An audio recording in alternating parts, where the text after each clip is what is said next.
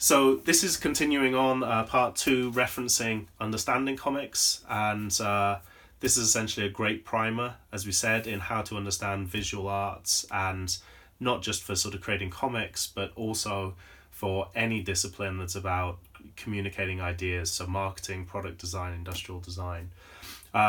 Please look at that video if you're interested, but I thought I'd also expand on the second book, which is about making comics.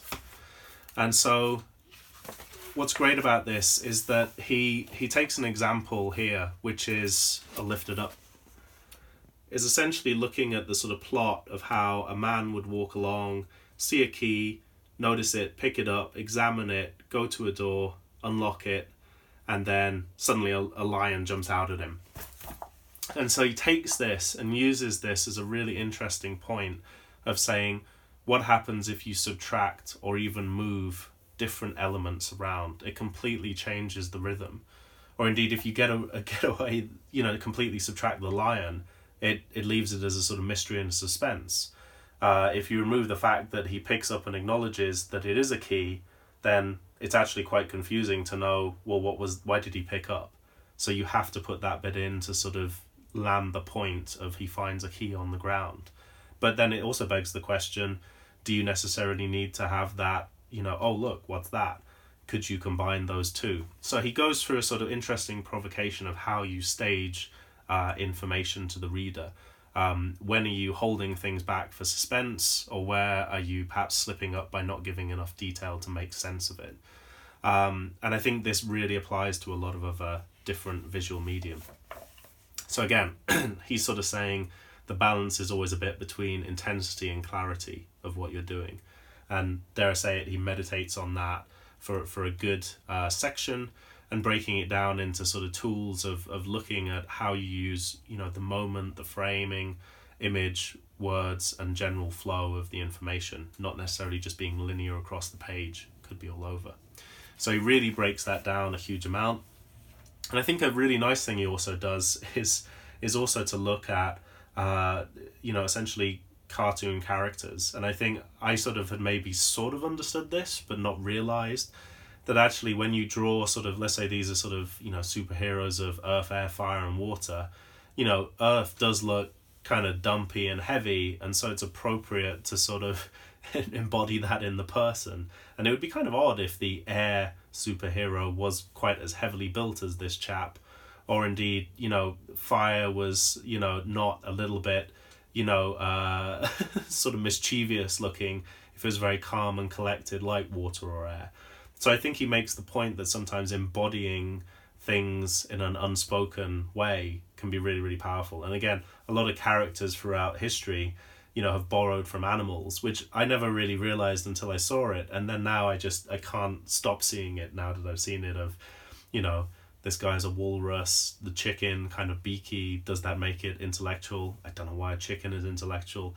But the point is you start to see these, character traits come through. And I think another thing that definitely applies to other industries is really considering also, what's it like when you create a storyboard for a character. So again, in this example, he's really sort of broke down not just the sort of outline of the body, but also sort of things that are key and important to that character. So, the cell phone, and one would assume that that's an integral part of their story and their persona. And just even the posture, just, indicating information, and obviously a sidekick, Marv here.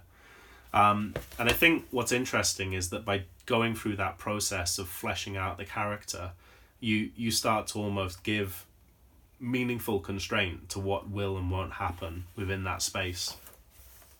And I think, again, similarly, he takes a lot of time to break down stuff that you kind of at first glance think, oh, I know the difference between strong sadness and moderate anger and moderate joy.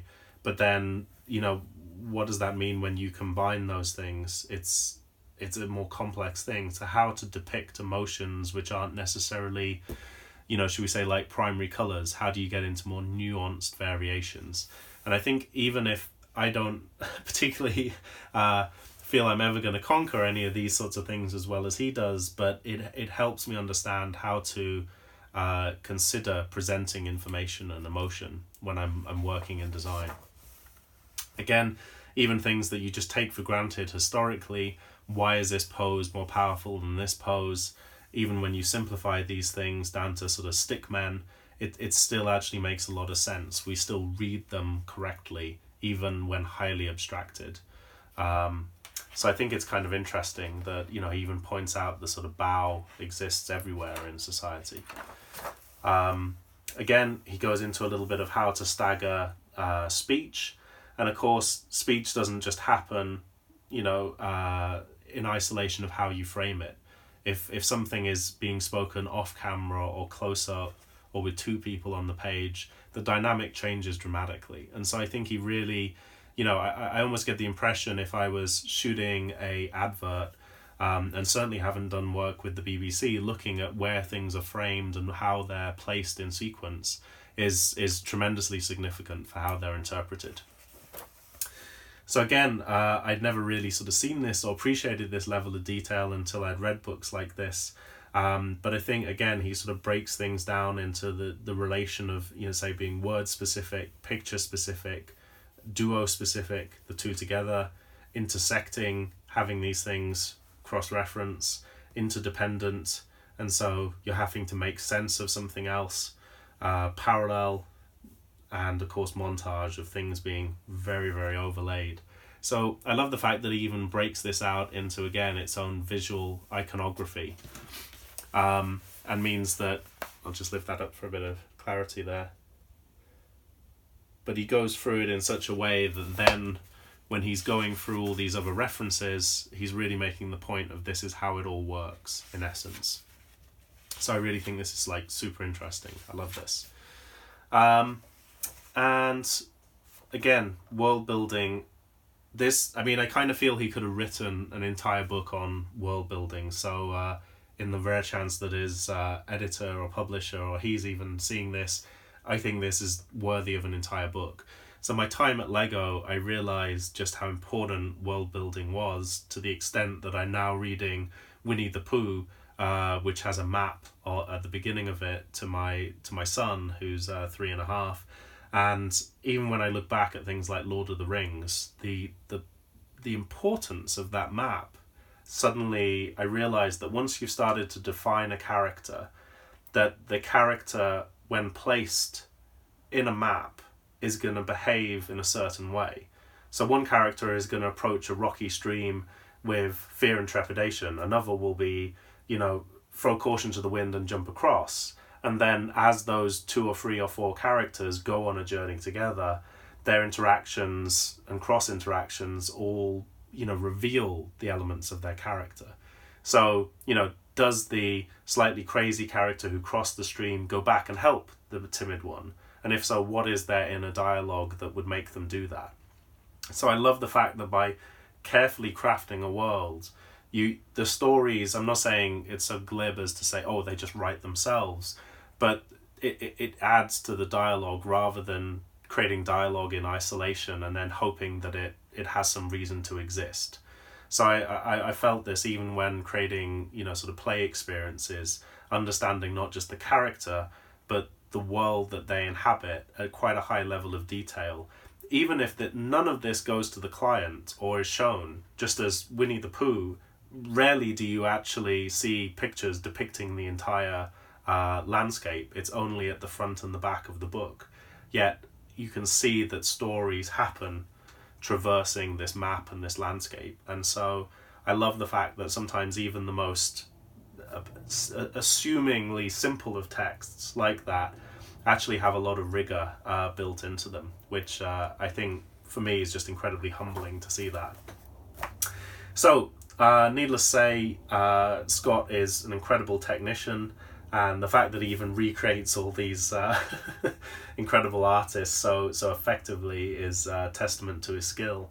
But he just breaks down, the pros and cons of using brushes, nibs, more mechanical type pens, and what's the right choice for you. So I think I'm still very at the, should we say, early stage of this. But again, if you're wanting to dive into tools and techniques and why, He doesn't spare any detail, and I feel you'd be in a good position to know where to go afterwards. Another bit that did really interest me is also understanding genres of things. So sometimes, quite often, when you come at something like a new piece of music or a new visual art, you're interacting with what is currently in vogue. And actually it takes a bit of time to work your way back to sometimes the key influences where things began. And dare I say it, I think this is something that comes with having to carve out the time to do this.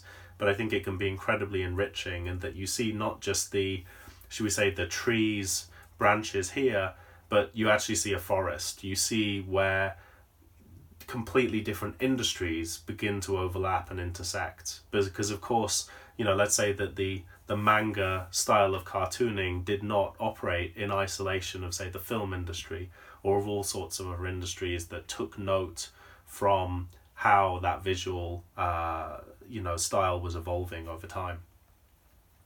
So again, the books tend to get a little bit more analytical as they go through, but the point is that he's sort of breaking down a little bit the sort of, let's say, 4 types of comic writer someone might become. And it's not to say that you don't combine 2 or even 3 of these, but just even being a little bit self-critical of what, being able to classify yourself can mean that it's easier for you to position yourself, say if you're trying to sell comics. So of course, the less pigeonholed you are, the harder it is to sell, and that's a balance that every individual's got to make. But I think he at least lays down some structure as to how to understand your style and work with it.